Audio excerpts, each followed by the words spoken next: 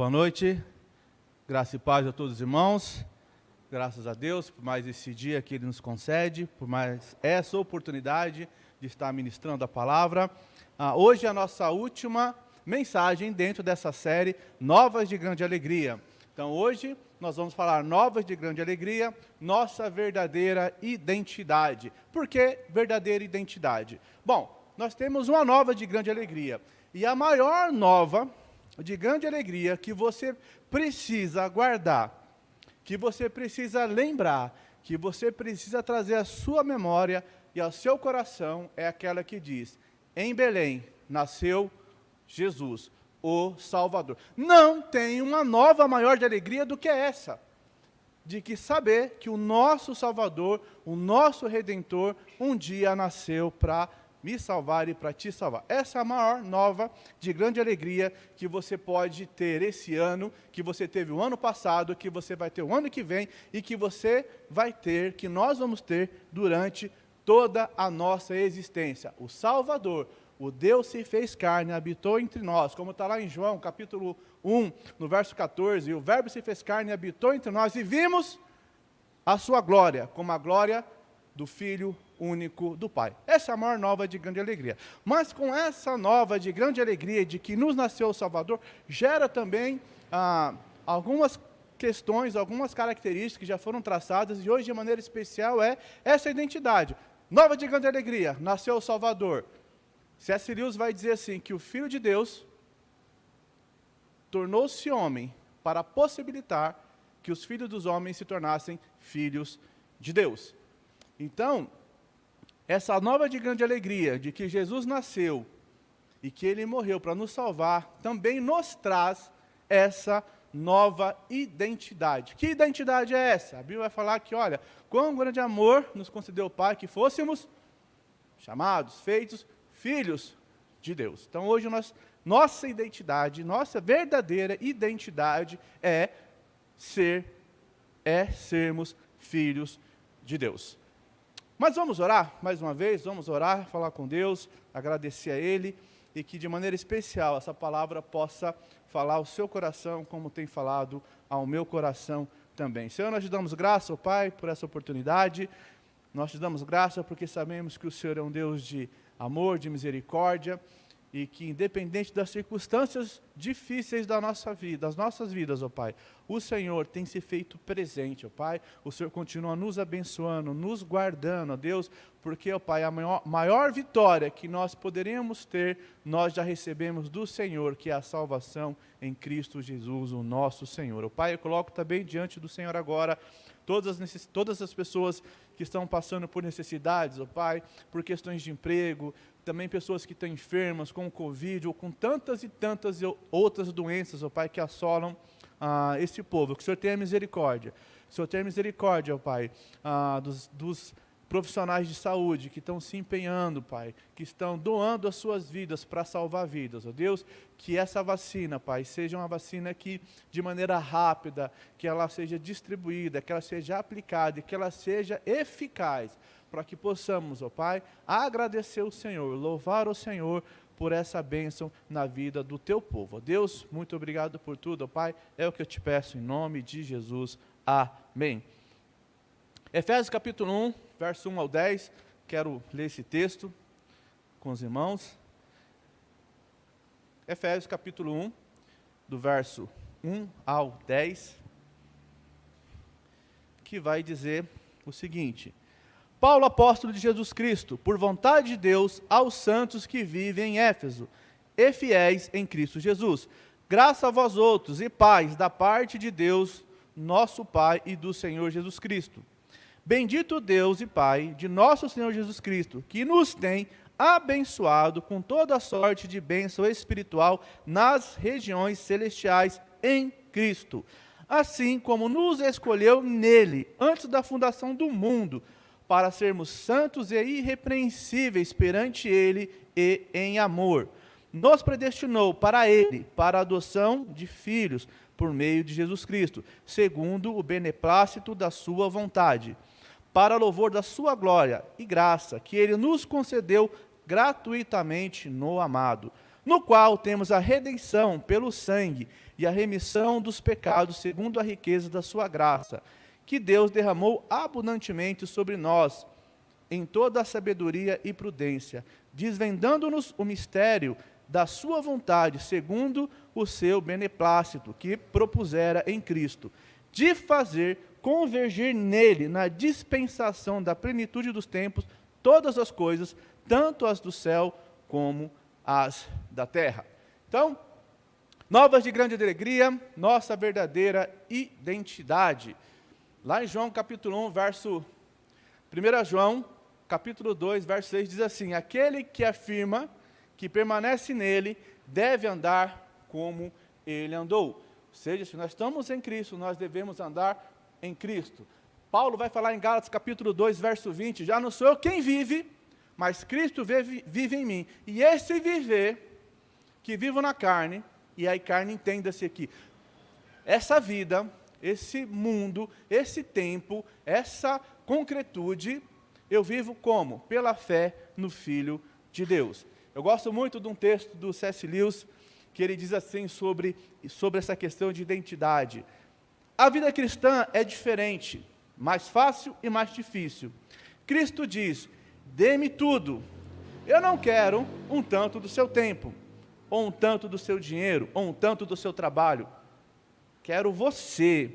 Eu não vim para atormentar o seu ego natural, mas para matá-lo. Meias medidas não trazem nenhum bem. Eu não quero podar um galho aqui e outro ali. Mas eu quero derrubar a árvore inteira. Entregue todo o seu ego natural, todos os seus desejos que você julga inocentes, bem como os que você julga iníquos, todo o seu ser. E eu lhe darei um novo eu. Na verdade, eu lhe darei o meu próprio eu, e a minha vontade se tornará a sua vontade. Como eu disse lá atrás, o Filho de Deus tornou-se homem para possibilitar que os homens se tornassem filhos de Deus. A nossa força, ela está na nossa identidade de filhos. E se eu tivesse que parar agora de pregar, eu deixaria para você essa recomendação: não caminhe, não faça, não trilhe, não vá, não escute, não aceite absolutamente nada que desfigure essa identidade. Entende? Você recebeu a identidade de filho, você agora é filho de Deus, você tem agora o Espírito Santo de Deus, que te habilita, que te capacita a pensar com claridade, a ver com maior profundidade. Esse Espírito Santo, que a Bíblia fala que ele nos aconselha, que ele nos ensina, que ele vem falar conosco a respeito do pecado, da justiça e do juízo. Esse Espírito Santo que produz em nós o fruto do Espírito Santo, que está lá em Gálatas, lá no capítulo 5, bondade, benignidade, paz, amor, domínio próprio, pode nos ajudar a andar de uma maneira que nós não venhamos desfigurar a identidade de Cristo em mim e em você. Paulo era apóstolo, com convicções profundas, e isso sustentou em tantas adversidades por meio do seu ministério. Ser o que Deus te chamou para ser, sempre o fará mais forte. Tentar ser quem Deus não te fez para ser, sempre te deixará pela metade mais fraco e numa situação contrária ao que Deus espera de você. Paulo sabia disso e, sem dúvida, isso o fortaleceu durante toda a sua jornada, durante toda a sua vida. Olha só o que ele fala em 1 Coríntios capítulo 15, verso 10. Mas pela graça de Deus, sou o que sou, e a sua graça para comigo não foi em vão. Antes trabalhei mais do que todos eles, contudo, não eu, mas a graça de Deus comigo. Nós vivemos numa geração digital, uma geração do Photoshop, ou seja, cópias mal feitas de outras pessoas. A gente fala muito dos jovens, mas não só jovens, adolescentes, adultos e várias pessoas tentando ser apenas iguais a pessoas que elas admiram, celebridades, atores, atrizes, muitas vezes mutilando os seus corpos, muitas vezes fazendo uso de medicamentos, de uma série de coisas para transformar o seu corpo, para fazer da sua aparência algo mais atrativo, mais bonito. Então começam a buscar, a tentar ser aquilo que ele não é. Antes que você fique bravo, eu estou dizendo que você não deva aprender com pessoas, ou que você não possa ter modelos, ou que você não possa ter pessoas como exemplo. Claro que sim. Porque uma pessoa que ela tem uma verdade, ou que ela tem um bom exemplo, isso é atemporal, não depende da pessoa, a coisa é em si. A verdade é verdade sempre. Sempre. Então você tem pessoas que podem ser sim, de alguma forma, exemplo para mim e para você. Mas o problema é quando nós queremos desfigurar a nossa identidade para ser aquilo que nós não somos, ou aquilo que Deus espera que nós sejamos. Também está tendo uma situação, ou existem muitas situações que geram conflitos, geram destruição, até mesmo dentro dos relacionamentos. Vamos começar pelo casamento. Tentar mudar o cônjuge para ser o que eles querem que para que ele seja aquilo que você quer que ele seja. E muitas vezes nós não ajudamos o outro a ser o que Deus chamou ele para ser. Vou repetir. Muitas vezes, com essa ideia de confusão de identidade, nós queremos que o nosso cônjuge seja aquilo que nós queremos que ele seja. E nós brigamos, nós discutimos, nós ficamos bravos. Eu acho muito engraçado. Eu sempre digo isso, que eu e minha esposa, digníssima, que agora deve estar me ouvindo, nós temos algumas discordâncias, principalmente na questão culinária, ou no preparo. Por exemplo, eu e a Edna, nós não podemos cozinhar juntos, na mesma cozinha, porque nós temos posições bem diferentes. Eu, por exemplo, gosto de amassar o alho, de fazer o alho uma pasta. Ela gosta de triturar o alho. Eu corto a cebola sempre embaixo ali, onde tem aquela raizinha da cebola. E ela fala que não se faz isso, porque se você não for usar toda a cebola, ela vai se abrir. E a gente acaba tendo dificuldades. Eu digo para ela, mas eu gosto de cozinhar assim, porque esse é o jeito que eu entendi que é melhor para mim. E que no final, o que vai importar é o resultado, que saia de acordo com como tem que ser. Então, muitas vezes, a questão não é tentar mudar a identidade do outro, mas é fazer com que o outro, ele siga na direção correta, do jeito que ele é, com a sua idiosincrasia, ou seja, com a sua estrutura de comportamento, mas que essa estrutura de comportamento, que essa identidade pessoal, seja abençoada por Deus, esteja dentro da vontade de Deus, jeitos diferentes, formas diferentes, mas que convirjam na pessoa de Cristo. E a gente muitas vezes quer mudar as pessoas. Seja você, com suas particularidades, no serviço, onde você está fazendo o que você está fazendo. Essa eu vou falar bem devagar. Para você que é líder, pastor, um irmão que é chefe, que é gerente. Tem alguns pastores aqui, pelo menos um, aqui me ouvindo. Nós como pastores e líderes, ou como pai, eu sou pai, e é complicado, porque às vezes eu quero que meus filhos façam as coisas do jeito que eu acho que tem que ser. E olha só, muitas vezes eu quero anular a identidade do meu filho, porque eu pressuponho que eu sou mais esperto, algumas vezes, mas que em tudo eu sou mais esperto, e eu quero que ele faça do jeito que eu estou dizendo para fazer. Mesmo que não seja a forma que ele acha mais fácil. E muitas vezes, como líder, como pastor, como responsável de alguma área, nós temos essa tendência de querer fazer com que as pessoas façam do nosso jeito, porque nós achamos que o nosso jeito é o melhor jeito. E não queremos muitas vezes nem ouvir, nem entender. E aí nós queremos fazer o quê? Nós queremos desfigurar, nós queremos anular, nós queremos suplantar a identidade do outro, a capacidade do outro, a potencialidade do outro, porque nós achamos que o nosso jeito é o melhor jeito, porque dá certo do jeito que eu faço. Eu gosto muito, dentro do que eu mentorio, dentro dos meus, vou chamar de discípulos, eu tenho lá a Grace, que trabalha com design gráfico. E às vezes eu digo para ela, olha, eu quero a coisa desse jeito. Eu quero que faça dessa forma. Mas eu preciso ter a consciência de que, primeiro, ela é uma pessoa. Ela é um indivíduo pensante, com as suas particularidades, com a sua identidade, com o seu jeito. Segundo, de igual importância, ela é profissional da área, eu não. E na minha cabeça eu tenho uma ideia, e muitas vezes eu quero que ela faça exatamente como a ideia que eu tenho, mesmo ela me dizendo que a ideia que eu tenho não é viável, não é correta, não está dentro do que se espera de uma arte. E eu preciso ter essa sensibilidade e essa capacidade de potencializar os meus filhos, potencializar os meus liderados, potencializar os meus, aqueles que eu mentorio, para que eles possam crescer e que a identidade deles fique em evidência e eles possam caminhar da melhor forma possível, fazendo o chamado que Deus tem na vida deles da melhor forma possível.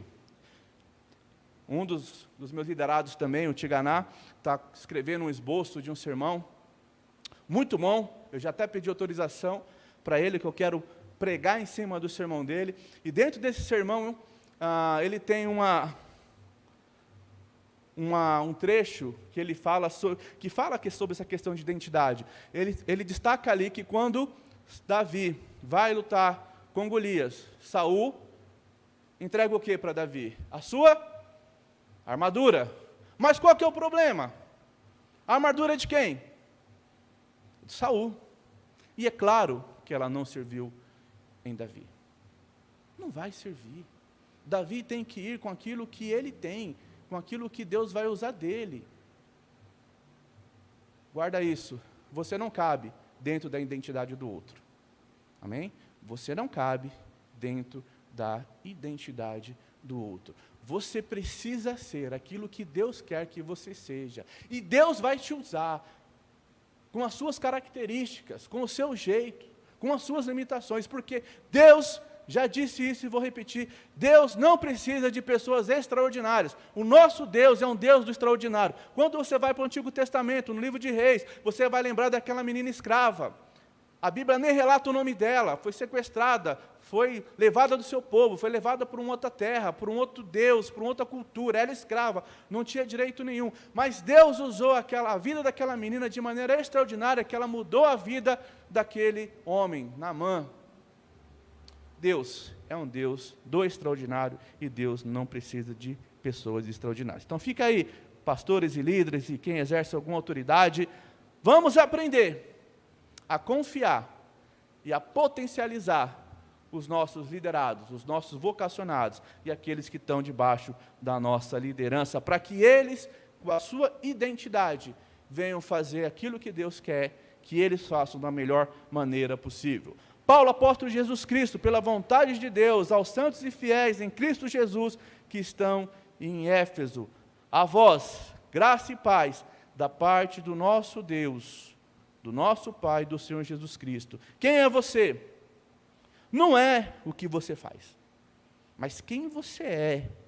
Não é o que você fez, ou o que fizeram com você, mas sim o que Deus te fez para ser. Você entende isso aqui? Vocês estão me entendendo?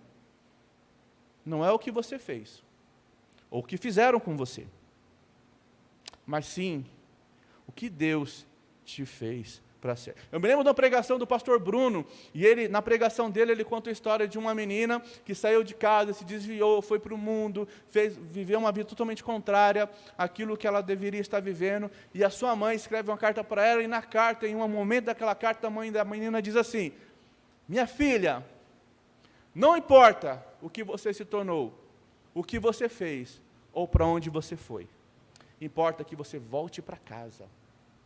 Que você volte para casa, porque você é filha. E muitas vezes, o que nós precisamos nos lembrar da nossa identidade, sabermos que nós somos filhos, e muitas vezes precisamos voltar para a casa do Pai, para viver, de fato, a nossa vida da maneira completa, como ela tem que ser, em Deus. Não foi o que você fez, não o que fizeram com você, mas sim o que Deus te fez para ser. E Deus te fez para ser filho amado dele. Paulo foi o maior escritor, teólogo, missionário, fundou igrejas, foi perseguido, foi preso. E a pergunta é, como ele foi tão efetivo e como ele terminou tão bem a sua carreira? Ele tinha uma identidade clara, definida. Ele tinha muito claro quem ele era. Ele tinha, de maneira muito clara, a sua identidade. 2 Timóteo 1,12. Porque eu sei em quem tenho crido e estou bem certo que Ele é poderoso para guardar o meu depósito até aquele dia. Qual é o seu depósito? Tudo que você tem aprendido, tudo que você tem ouvido na igreja, na EBD, nos devocionais, nos nossos encontros, nas nossas reuniões, no nosso processo de discipulado, nas pessoas que oraram por você, quantas e quantas pessoas oram por você. Então você tem um grande depósito. Sua identidade gera raízes profundas. Eu preciso ter a minha identidade bem resolvida. Não posso ser o que os outros querem que eu seja. Eu preciso ser aquilo que Deus quer que eu seja, do jeito que eu sou. Irmão, entenda, quando eu digo que você tem que ser, que você não deve ser, o que as pessoas querem que você seja, eu não estou falando de que quando alguém diz que você está errado, que você está em pecado, é para dizer para ela, não importa o que você está falando. Isso é outra discussão. Quando você está errado, está errado. Quando você está no pecado, está no pecado. Quando você está no caminho torto, você já está desfigurando a identidade. O que você precisa ter é a sua identidade como filho de Deus, muito clara, muito definida. Não é o mundo, não são os amigos, não são as circunstâncias, não são as questões contrárias que têm que definir isso em você, mas é a sua relação de filho, de saber que você é filho, para que você tenha a sua identidade bem definida. E às vezes é engraçado que as pessoas querem que nós sejamos aquilo que elas acham que a gente deve ser. Eu sou pastor. Às vezes eu tenho que explicar que eu sou pastor, em alguns lugares. Por quê? Porque as pessoas têm uma ideia de que o pastor ele tem sempre um tipo de identidade, um tipo de jeito. E eu passei das situações mais engraçadas, eu tento sempre levar pelo lado engraçado, para isso. Por quê? Porque classificou-se que pastor tem que ser assim, esse molde, desse jeito. Fui uma vez para alugar uma chácara para o acampamento da igreja, e aí nós fomos numa Kombi, e um outro amigo, Vitor, grande abraço, que era um dos meus liderados na época, ele foi num carro. O Vitor veio de uma reunião na empresa, e ele foi como? De social. E eu fui como? Eu não estava dirigindo, então eu fui de chinelo, bermuda e camiseta. Quando nós paramos o carro, que o cara do sítio veio até nós, você acha que ele foi falar com quem? O Vitor? Ele chega até o Vitor e diz assim, ô pastor, a paz, tudo bem com você? Que bom que o pastor veio. Aí o Vitor diz assim, olha, na verdade eu não sou o pastor é ele. Aí o rapaz olha para mim, pense numa decepção. Outra vez eu fui pregar num retiro de adolescentes e jovens de um amigo meu, e aí eu estou do lado dele conversando, vem uma irmã e diz assim para ele, bem baixinho do lado dele, irmão, falaram lá na portaria que o pastor já chegou. Aí ele começou a rir, falou, ah é? Falou, o senhor já viu ele? Ele falou, já. Onde que ele está, irmão? Está aqui. Estava lá, estava melhorzinho, calça jeans, tênis, camiseta do Darth Vader e tal. Então, arquétipo, modelo. Nós não podemos definir a identidade de uma pessoa por essas características. Porque, quando Samuel foi à casa de Jessé, eu quero que você grave bem isso, e ele começa a passar diante de si aqueles homens, para quem seria o rei. Então veio primeiro aqueles homens grandes, fortes, Samuel, é esse aqui, aquele ali, agora é esse. Deus falou para Samuel, o homem só vê com os olhos, só vê a aparência, mas o Senhor vê o coração. Abra um parênteses aqui, não estou dizendo que você vai viver de maneira relaxada, que você vai andar de qualquer jeito, cada lugar tem a sua particularidade. Mas o que eu estou dizendo é que nós não podemos definir a identidade de alguém por alguns arquétipos, por alguns modelos pré-concebidos na nossa cultura, na nossa imaginação, ou de onde nós viemos. Porque nós perdemos, nós já criamos uma barreira com o outro, nós já criamos um distanciamento com o outro, nós já deixamos de ouvir o outro de uma maneira mais atenta, porque o outro não está com aquilo que nós acreditamos que ele deveria estar.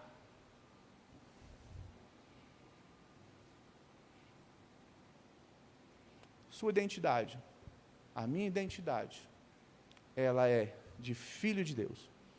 Isso que eu e você precisamos ter completa convicção, certeza em todos os tempos da nossa vida. E eu e você precisamos olhar para o outro. Quando formos olharmos para o outro, devemos ter esse cuidado de o que nós precisamos ver no outro. Não é o cabelo dele, não é a roupa dele, não é o estilo dele, mas são as atitudes que geram, que vêm de um coração regenerado, as atitudes que vêm de uma alma redimida, as atitudes de alguém que de fato é filho de Deus e vive buscando ser cidadão do reino e manifestar o reino na sua vida com toda a sua totalidade. É isso que eu preciso. Nós gastamos uma infinidade de tempo tentando discutir que pode ou não pode, corta cabelo, não corta cabelo, faz tatuagem, não faz tatuagem, vem de bermuda, não vem de bermuda, vem de boné, não vem de boné, e a gente fica gastando uma vida, uma energia com isso, e um monte de gente perecendo, um monte de gente precisando ouvir de Deus, às vezes alguém lá do seu lado, no seu trabalho, na sua vizinhança, precisando olhar para você, sentir em você que você é filho de Deus, que você é alguém modificado, regenerado, transformado, ao ponto dele poder chegar a você e abrir o coração dele, e falar, olha, eu vi em você, eu senti em você que você é alguém diferente, e eu preciso conversar. Já diz uma frase, que é o Ferro, que já disse ela algumas vezes, Ferro entenda-se por Felipe Rodrigues, nós devemos construir pontes e não muros. Devemos construir pontes e não muros. Dentro do nosso texto, eu queria destacar aqui pelo menos 6 princípios para que você viva a sua vida e a sua identidade de maneira bem resolvida. Versículo 3. Bendito seja o Deus Pai de nosso Senhor Jesus Cristo, que nos abençoou com todas as bênçãos espirituais nas regiões celestes. Você é abençoado. Você é abençoado. Eu sou abençoado, você é abençoado. Você precisa lembrar, é que eu anotei aqui, às vezes eu não... Você precisa lembrar que a bênção não depende do lugar. Você é bênção e faz do lugar onde você está uma fonte de bênção. Lá no Salmo 84, verso 6, diz assim, e andando pelo vale de Baca, palavra Baca, fonte de amargura, raiz amarga, fonte de tristeza. O texto diz assim, andando pelo vale de Baca, faz dele uma fonte de bênção e tem seus caminhos aplanados para Sião. Você, que é filho de Deus, que tem identidade de filho, você não depende do local, você não depende da estrutura, você não depende dessa igreja, daquela igreja, você não precisa sair rodando, procurando bênção. Às vezes nós temos eu até entendo, às vezes na nossa humanidade, na nossa limitação, nós passamos por momentos nas nossas vidas que a gente fica meio desesperado. Um momento como esse de pandemia, de perda de emprego, de entes que faleceram, a gente fica meio, né? E a gente começa, às vezes, se inclinar para a propaganda gospel da bênção. Olha aqui naquela igreja e tal, ali a bênção ali cai do céu de uma maneira, e a gente começa, então, a correr para o mercado da fé gospel, buscando receber, conquistar uma bênção além daquilo que nós estamos recebendo. Mas eu quero te dizer, você é bênção onde você está. Aqui, ou lá, ou acolá, onde você está. Você pode morar, trabalhar, estar nos lugares mais difíceis, ou mais duros, mas isso nunca vai mudar sua identidade isso nunca vai tirar o brilho de Jesus em você. Isso nunca vai impedir de que você seja a bênção naquele lugar e que a bênção venha até você, porque a bênção não depende do lugar. É promessa do Senhor. Bendito seja o Deus Pai de nosso Senhor Jesus Cristo, que nos abençoou com todas as bênçãos espirituais nas regiões celestiais em Cristo. Você não será, você é. Quem tem Jesus tem tudo, ou tem aquilo que pode produzir tudo do que você precisa. Romanos capítulo 8, verso 37. Mas em todas as coisas somos mais que vencedores por meio daquele que nos amou. Você é abençoado. Eu quero que você saia daqui. Eu não sei como é a sua vida, eu não sei como está a sua vida, eu não sei qual momento que você está passando. Talvez desempregado, onde você está aí, desempregado, uma enfermidade, passando, eu não sei. Mas uma coisa eu sei, que há uma promessa de Deus, há uma verdade de Deus que diz que você é abençoado. Como isso vai se manifestar na sua vida? Não sei. Mas o que eu sei, que a palavra de Deus é verdadeira, e ela diz, nós somos abençoados. Segundo, você é chamado, verso 4, porque Deus nos escolheu nele, antes da criação do mundo, para sermos santos e irrepreensíveis em sua presença. Você é chamado. É um chamado especial. Antes de ser um chamado para servir ou liderar, você é chamado para ser separado, ser santo, para ser de uso exclusivo do Senhor. Note bem, você não é chamado para ser melhor, é chamado para ser santo, e a palavra santo aqui é separado. Você é chamado. Você que está me ouvindo, eu quero te dar uma palavra bastante incisiva, diretiva para você. Não fique esperando um sinal, um dia especial, uma pregação, um momento, um anjo vindo do céu, para que você que já foi chamado, venha ser aquilo que você deve ser em Cristo Jesus. Tem muita gente que está me ouvindo agora aí, que está parada. Tem muito filho de Deus, tem muita gente que tem identidade de filho, que deveria estar vivendo como filho de Deus, cidadão do reino, manifestando a graça de Deus, ajudando, colaborando, mas que está parado. Ah, é a pandemia, é isso, aquilo, a igreja está fechada. Irmão, essa igreja, essa estrutura física pode até fechar, mas o seu chamado não se fecha, não acaba, porque o seu chamado é em Deus. Então você e eu deveríamos estar produzindo para o reino, deveríamos estar vivendo para o reino, a nossa identidade deveria estar em evidência, deveria estar patente, justamente porque nós não somos limitados à estrutura.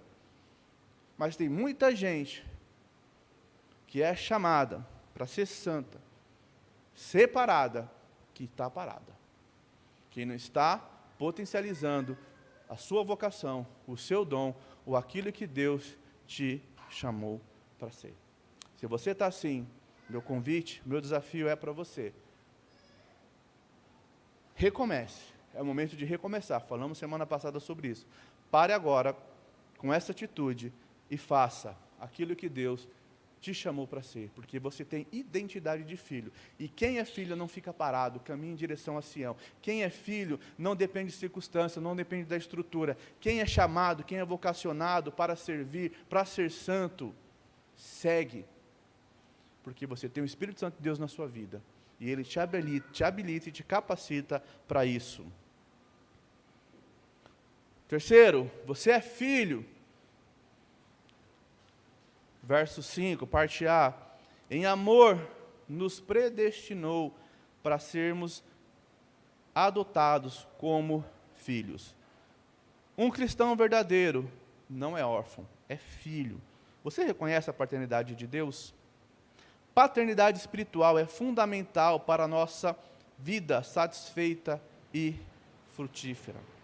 Eu gosto muito de um trecho das Crônicas de Nárnia, está tendo uma discussão ali, e é dito o seguinte, Aslan diz assim, descendente de Adão e Eva, tornou Aslan, honra suficiente para que o mendigo, mais miserável possa andar de cabeça erguida, e também vergonha suficientemente grande para fazer vergar os ombros do maior imperador da terra. Dê-se assim por satisfeito. Aqui, C.S. Lewis está querendo fazer uma analogia com a ideia de você ser filho de Deus, que gera em você essa honra.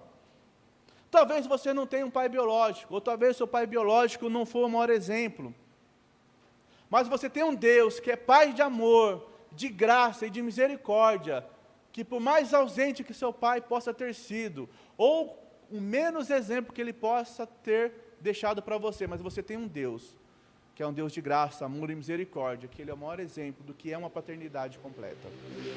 E não só isso, esse mesmo Deus, que é o seu pai, ele também tem levantado na sua história, na sua caminhada, vários pais para te abençoar. Olha um pouquinho em retrospectiva, olha quantas pessoas Deus levantou durante a sua história para te abençoar em momentos que muitas vezes você nem tem lembrado. Um cristão verdadeiro não é órfão. Você tem um Deus que é Pai e Ele te ama. E a Bíblia diz que Ele vai enxugar dos seus olhos toda lágrima um dia.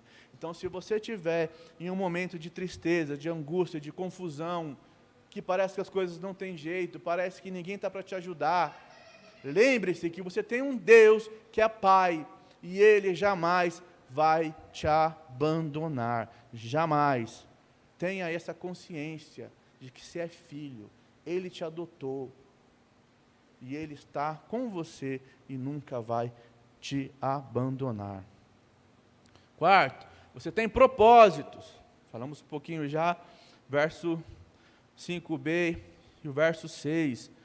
Por meio de Jesus Cristo, conforme o bom propósito da sua vontade, para louvor da sua glória, da sua gloriosa graça, a qual nos deu gratuitamente no amado, conforme o bom propósito da sua vontade.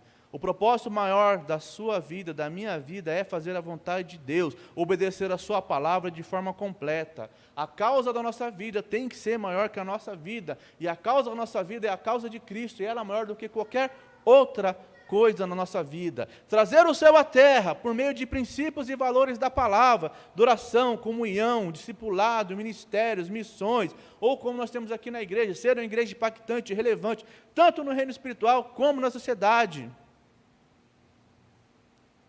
E você precisa cumprir o propósito que Deus tem para você. Você precisa cumprir o propósito de Deus na sua vida, para a glória do nome dEle. Você que é cristão, que está me ouvindo aí, você que ainda não é cristão, entrega a sua vida para Jesus, para que você tenha identidade de filho. Você é cristão, você tem propósito. Você pode estar perdido, você pode estar confuso, você pode ter nos caminhos dessa vida, se desviado, se desvinculado, mas você tem propósito. Deus tem propósito para todos os seus filhos. E se você parar para orar, para conversar com Deus, de maneira sincera,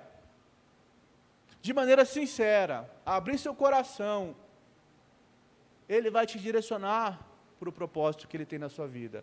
A questão é, e eu te pergunto, você quer fazer isso?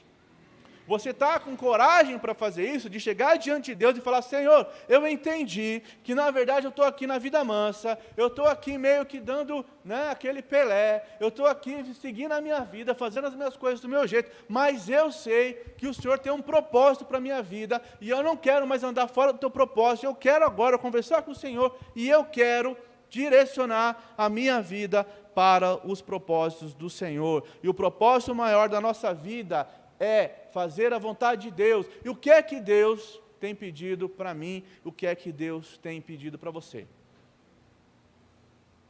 Eu tenho conversado com Deus e eu tenho escutado o que Ele tem falado para mim. E eu vou te dizer que muitas vezes não é a coisa mais agradável para mim. Vou dizer para você que muitas vezes o que Deus quer que eu faça não agrada muito o meu ego, a minha natureza, e a minha vontade.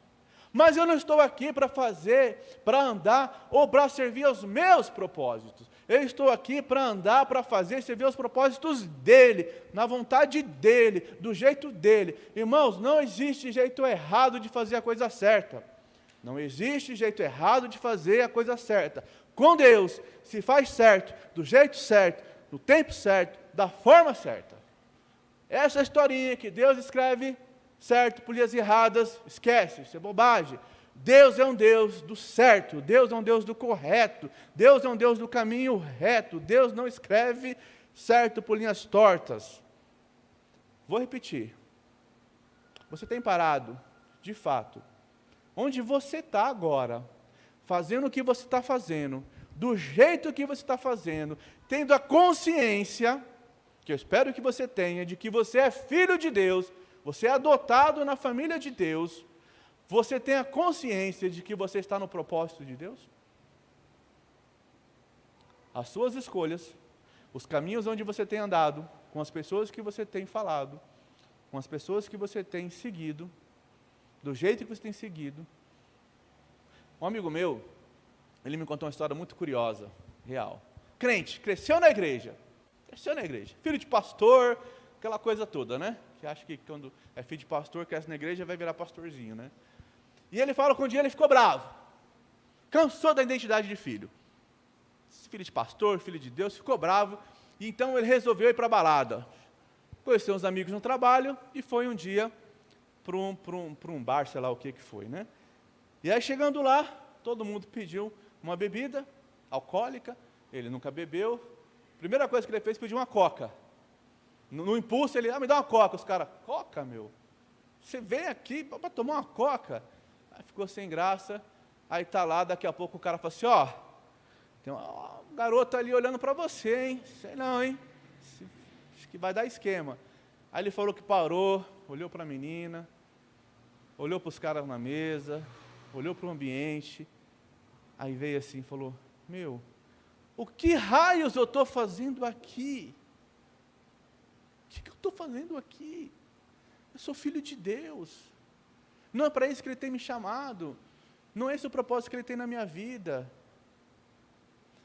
Para sair desse ponto, irmãos, se eu, cristiano, de fato, fosse maduro o suficiente, fosse um cristão maduro o suficiente, para que em todas as escolhas, para que em todos os caminhos, para que em todos os momentos da minha vida, eu parasse, me lembrasse e dissesse para mim mesmo, eu sou filho de Deus, Ele tem um propósito na minha vida, será que essa fala, será que esse olhar, será que essa atitude, será que esse caminho, será que essa companhia, será que esse lugar, será que essa decisão autentica a minha identidade de filho ou não?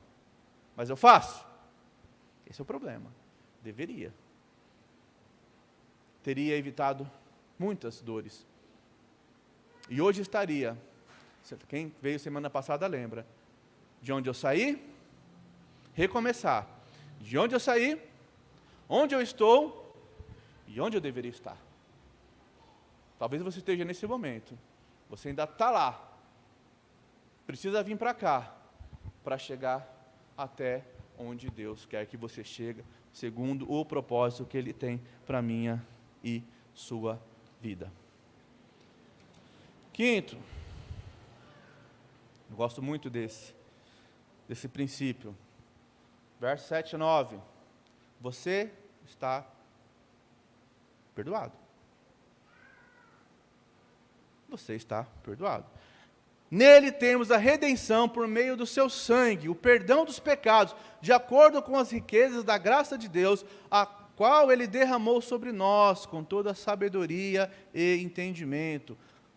Nele temos a redenção por meio do sangue, o perdão dos nossos pecados.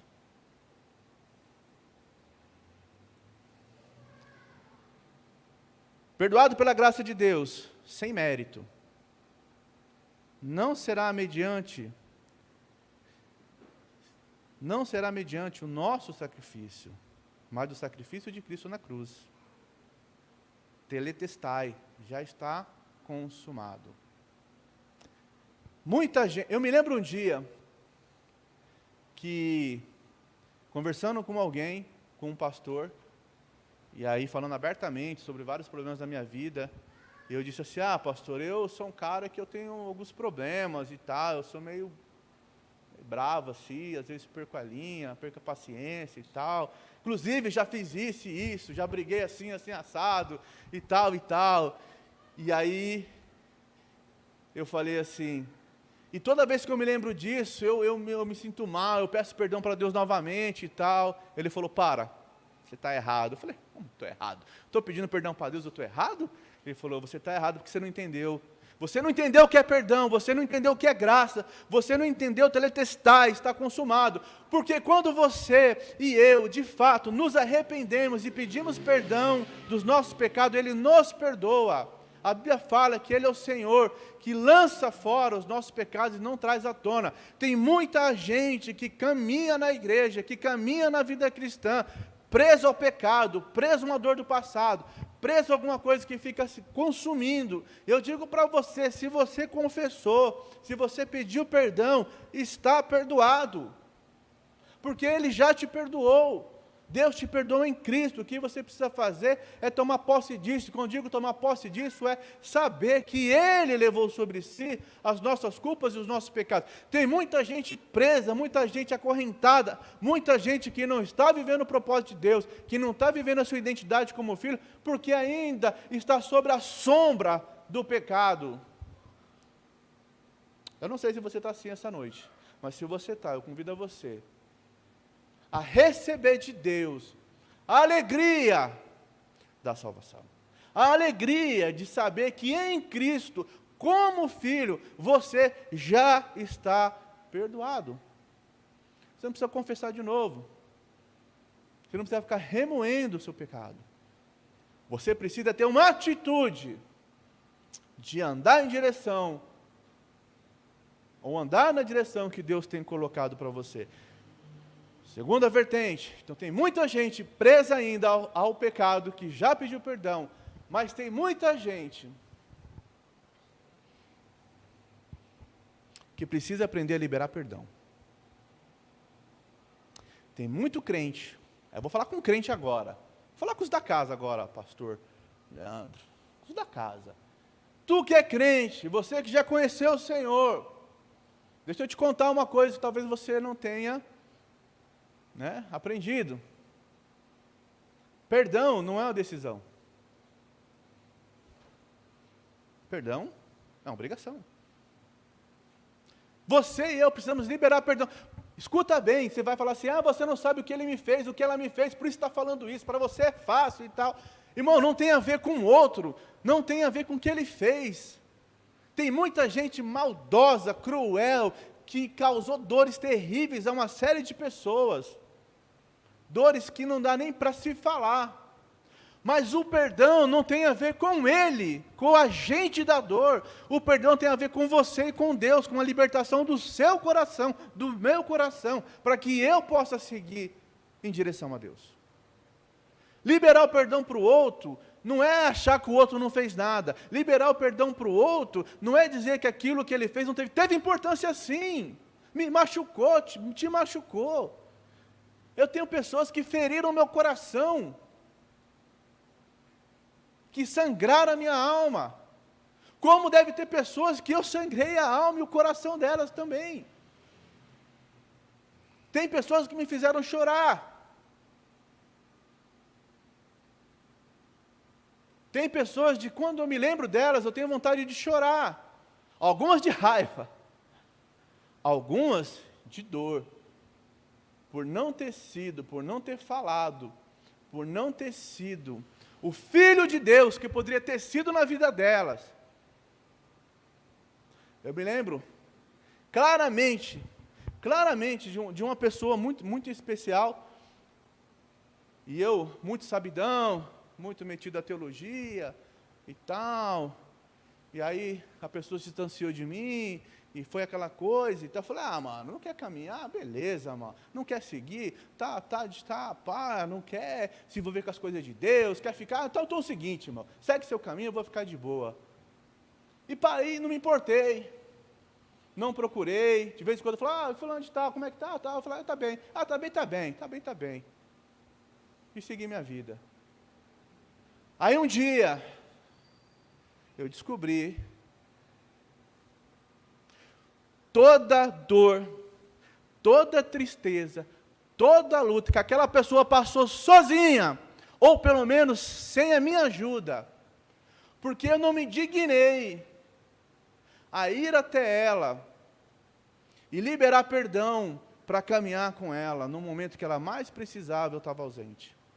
Isso marcou minha vida, chapitou bem, pedi perdão para Deus, para a pessoa, mas me serviu como lição. Então, perdoa, mas também libera perdão. Para você que é crente, vou falar mais uma vez isso, você que é cristão, eu sei que é duro, eu sei que é difícil, mas você tem identidade de filho, novas de grande alegria. Qual é o sentido de ter uma nova de grande alegria? De saber que uma nova de grande alegria é que Jesus morreu por você e te deu agora a adoção no Pai. Você agora é filho, você tem identidade de filho de Deus, mas você não consegue caminhar dentro daquilo que Deus quer que você caminhe, e uma delas é liberar o perdão. E gente, e tem pessoas que, como eu falei, que nos machucaram profundamente, mas tem coisas que a gente tem desavença, tem briga e não libera perdão por coisas extremamente bobas, bestas, simplórias, e carregamos esse saco de pedra nas costas, porque não liberamos perdão e muitas vezes também não entendemos que nós fomos perdoados em Deus. Tetelestai, já está consumado. Na cruz, Jesus nos perdoou de todos os nossos pecados. Talvez o que você precisa essa noite, talvez o que eu preciso essa noite, é entender isso e começar a viver isso plenamente na minha vida. Sexto e último. Verso 10. Você tem destino, você tem uma pátria, você tem um lugar. Isto, verso 10, isto é, de fazer convergir em Cristo todas as coisas, celestiais ou terrenas, na dispensação da plenitude dos tempos. Convergir em Cristo, convergir no amado, convergir em Deus, todas as coisas. Tudo é por Jesus e para Jesus, tudo é sobre Ele. Você não espalha, você une, você não separa, você traz para perto, você traz tudo e todos. Para onde? Para Cristo, para Jesus. Convergência em Cristo. Essa é a missão da igreja de Cristo no mundo. Convergir as pessoas a Cristo, levar as pessoas a Cristo. Pois dele, por ele, para ele são todas as coisas. A ele seja a glória para sempre. Amém. Romanos 11, 36.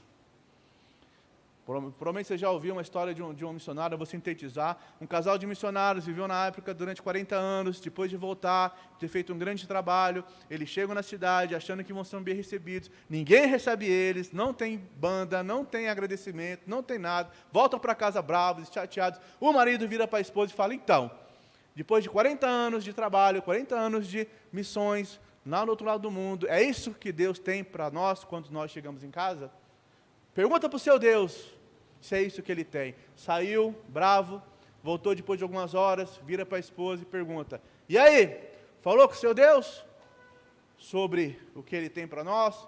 Quando a gente volta para casa, depois de tudo que a gente fez, ela fala, ela de costa para ele, fazendo a comida, responde, sim, eu falei.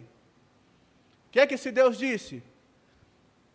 Ele disse que nós ainda não chegamos em casa.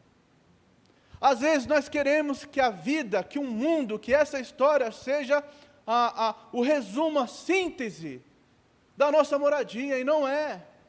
Tem um hino no cantor cristão, se eu não me engano é o 484, que diz assim, não vou cantar, né? Passarinhos, belas flores, querem me encantar, mas são vão terrestres esplendores, porque não quero aqui ficar. Lewis vai dizer que toda a beleza, toda a glória desse mundo nada mais é do que um reflexo distante daquilo que Deus, de fato, tem preparado para mim e para você. Você tem destino. Quando você estiver aí na sua vida triste, angustiado, você olha para o mundo, você vê as notícias, você fica, às vezes, eu e você ficamos desesperados, angustiados, mas a gente precisa lembrar que nós temos um destino, e esse destino é em Cristo, é no Senhor, é no amado, é em Deus, e um dia todos nós vamos estar na presença dEle. Isso não é promessa utópica, isso não é promessa, como já dizia Nietzsche, que isso daí é o ópio do povo, para fazer a gente viver nesse mundo, sem se preocupar, achando que vai ficar entorpecido, não ver a realidade. Isso é uma realidade, isso é uma verdade, atestada em nosso coração, em nossa alma, pelo Espírito Santo de Deus. Quando você vai diante de Deus, irmão, nós temos dias cinzentos, nós temos dias tristes, nós temos dias melancólicos. Esses dias eu levantei e foi um dia muito difícil, um dia triste, as coisas não deram certo, aquela sensação de não pertencimento, aquela tristeza que vem de algum lugar que você não sabe. Eu fiquei ali e não fui para lá, fui para cá, vim para a igreja e nada. E quem me conhece já percebeu, que falou: opa, alguma coisa está errada com esse camarada, ele não é assim. E eu ali, e aí você vai se permitindo que esse mundo, com as suas tristezas, com as suas dores, vai invadindo o seu coração, e aí você é tomado por toda essa avalanche de dores. Mas eu falei: não, eu sei quem é meu Pai. Eu sei quem é meu Pai. E Ele disse que Ele tinha morada e que Ele vinha me buscar. Então eu sei quem é meu Pai. Então eu não posso permitir que isso venha a cravar no meu coração uma estaca permanente. Eu não vou permitir que esse momento, que essa história, que essa tristeza, que essa angústia, que esse mundo produz, porque o mundo jaz do maligno, não vou permitir que isso tire do meu coração a alegria em saber que eu tenho um destino, e meu destino é em Deus, no céu, na presença dEle, porque um dia, eu e você, que confiamos, que entregamos as nossas vidas, vamos habitar com Ele para sempre. Convergência em Cristo, essa é a missão da igreja. Ele é seu alvo, sua missão, sua meta. E se você tem destino, você é enviado. Novamente Jesus disse: Pai seja convosco, assim como o Pai me enviou, eu os envio. Irmão, e olha que coisa mais linda e maravilhosa, tem lugar para mais gente, não é só para mim e para você. Você é enviado, mas olha, eu quero que você escute bem isso aqui que eu vou te falar. Para de ser chato, para de ser pessoa intragável, para de prejudicar a obra de Deus. Não que a obra vai parar por causa de você.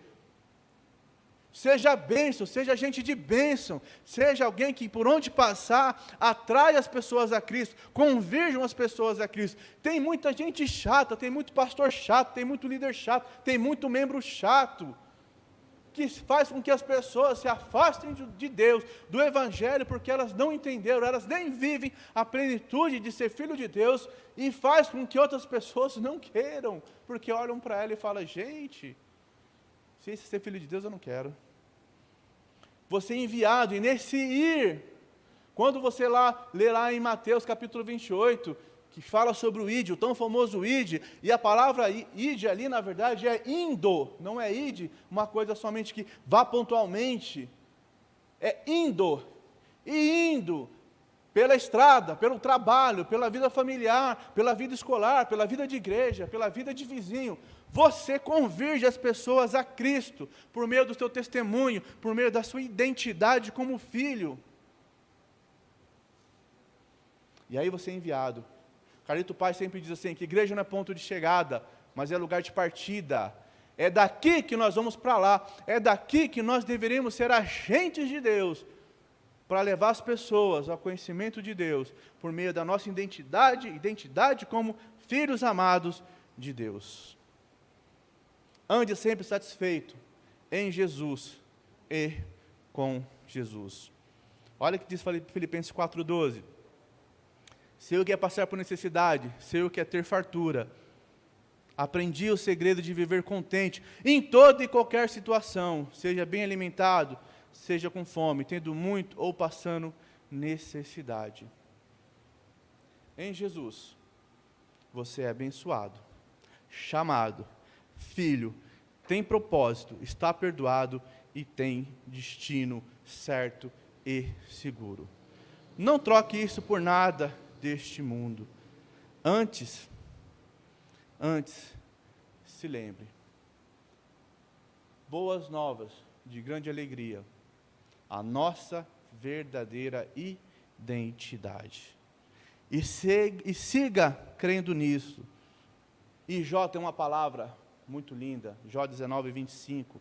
Eu li isso aqui em muitos momentos da minha vida, que diz assim: eu sei que o meu Redentor vive, e que no fim ele se levantará sobre a terra, e eu verei, com os meus próprios olhos eu verei, e a minha carne se alegrará na sua presença.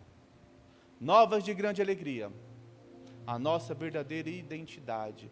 Você é filho amado de Deus, você é filha amada de Deus. Se você ainda não tomou uma decisão para Cristo, você tem essa oportunidade de ser também chamado filho e filha de Deus, para que sobre você recaia todas as promessas do Senhor, para que um dia, quando o nosso Redentor se manifestar, nós o veremos e nos alegraremos, para que um dia, na consumação dos séculos, nós possamos ouvir uma palavra que não tem preço nenhum nesse mundo que pode pagar, que é quando Jesus olha para você lá no final e ele vai dizer assim: vinde a mim, benditos do meu Pai.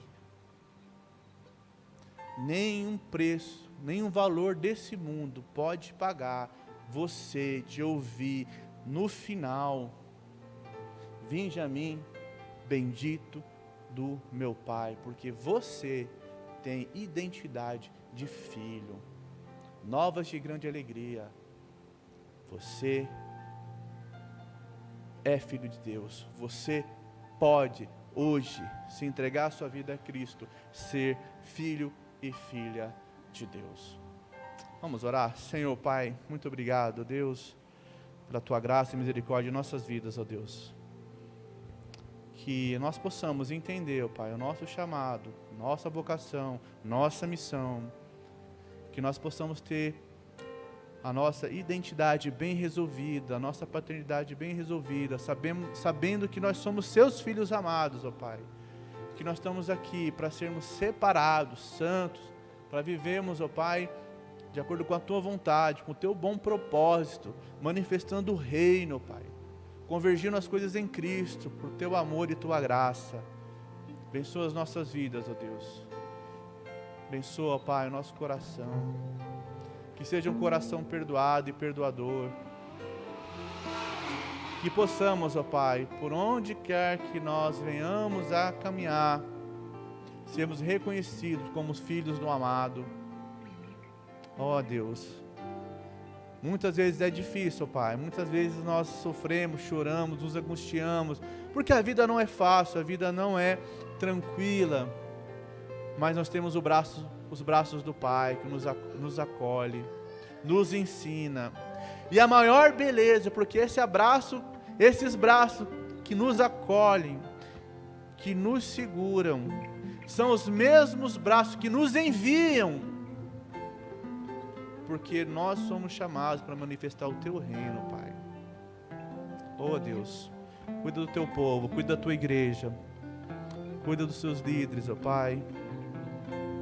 Que possa haver paz no nosso coração, que possa haver um sentimento de amor, de verdade, de irmandade, que não seja o nosso ego, que não seja a nossa vontade, que não seja só o nosso jeito, mas que seja o Seu jeito, o jeito de Deus, usando a minha particularidade, a nossa particularidade, a nossa identidade, para manifestar a Tua graça e o Teu amor a todos que estão à nossa volta, ó Pai. Nos ajuda nisso, Senhor. Ó Deus, quebra os muros, ó Pai, e constrói pontes entre nós. Que o amor seja o vínculo entre nós, ó Pai. Que o respeito, ó Pai. Que o cuidado. seja aquilo que venha nos encher de prazer na tua presença, Deus. Levanta homens e mulheres de Deus, destemidos, ousados, com vontade, ó Pai, de trabalhar, de fazer, de ser.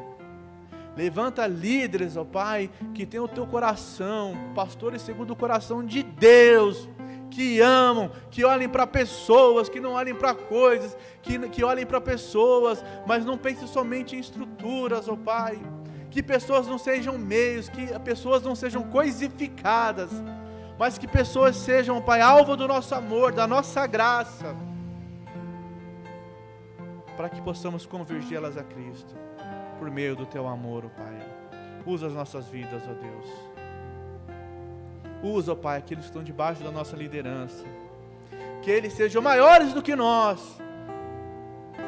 que a identidade deles se manifeste de tal forma, ó Pai, que eles gerem muitos e muitos filhos na fé, ó Pai. Que os nossos discípulos, que os nossos mentoreados venham se tornar grandes na tua presença, porque o teu amor, Pai, seja abundante na vida deles, que a sua graça seja enorme, profunda na vida deles.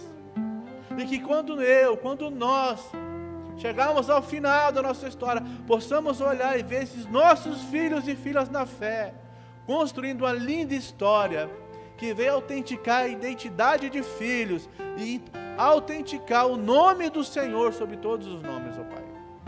Que haja uma geração de jovens, de adolescentes, que haja uma geração de pessoas, ó Pai, que realmente queiram te servir integralmente.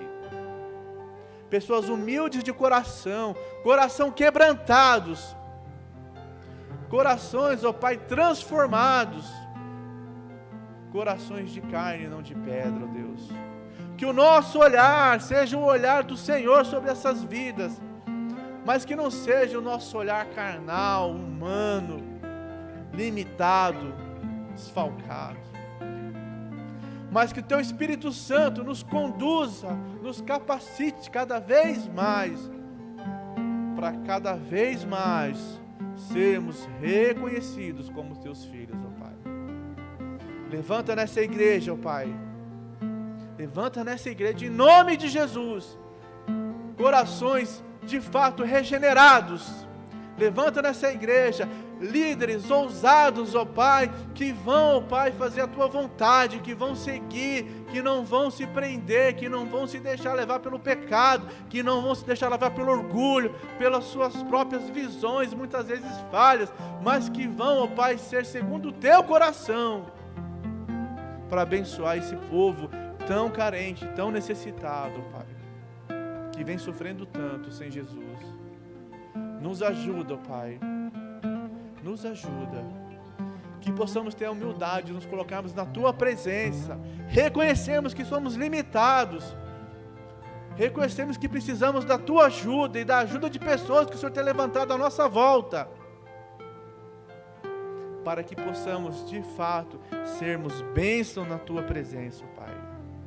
Ó Pai, tem muita gente cansada, muita gente desanimada, muita gente triste, muita gente pensando em desistir, em parar, mesmo pessoas que são filhos e filhas, que têm identidade do amado, mas estão cansadas, tristes, desanimadas, por tantas circunstâncias, por tantas coisas que têm acontecido à sua volta.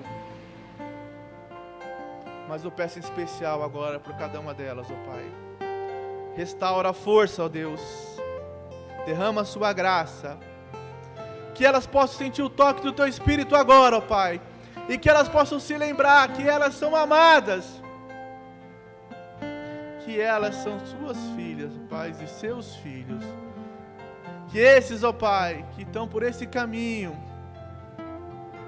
triste, possam se voltar para o Senhor e possam recomeçar uma nova história, lembrando de quem elas são e de quem é o Pai delas, que é o Senhor.